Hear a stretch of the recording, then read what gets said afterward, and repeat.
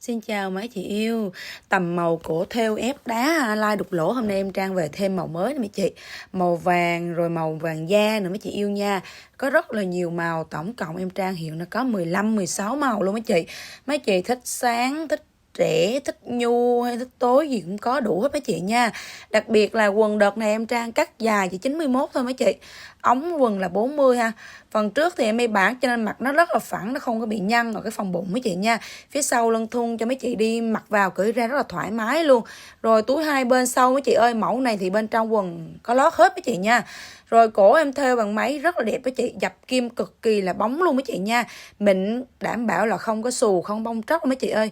Đá em ít những cái hột đá li ti nhỏ, nó sang và nó không có bị lộ liễu đâu mấy chị.